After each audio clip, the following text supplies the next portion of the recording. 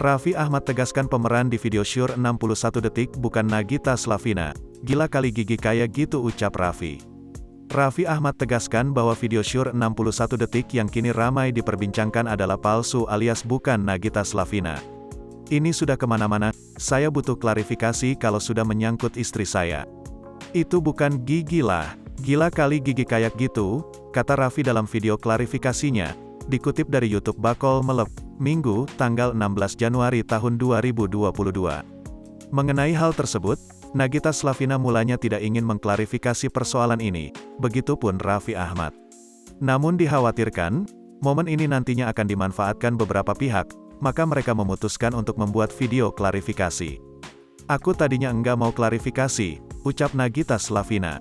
Sama, aku juga, tapi aku enggak bisa, enggak mungkin aku diem aja istriku diganggu-ganggu, timpal Raffi. Raffi Ahmad menjelaskan bahwa selama ini ia dan istri selalu berpikir positif. Namun berhubung video Sure itu menyeret nama istrinya, maka Raffi tidak akan tinggal diam. Kita tuh selalu positive thinking, tapi aku takutnya ada orang yang ingin memanfaatkan ini dan ingin mengganggu istri aku, tutur Raffi. Hati-hati ya kalian ya, pungkasnya. Belakangan ini, beredar video Sure 61 detik mirip Nagita Slavina di sosial media.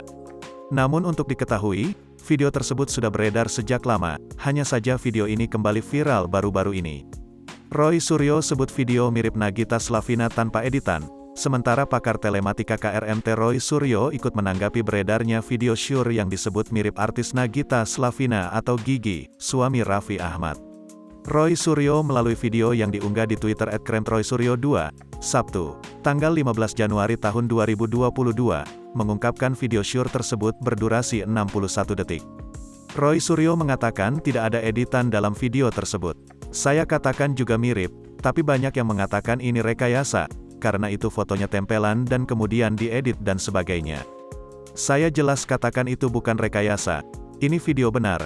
Benar ada orang seperti itu dengan tato di bagian tubuhnya seperti itu, ungkap Roy Suryo.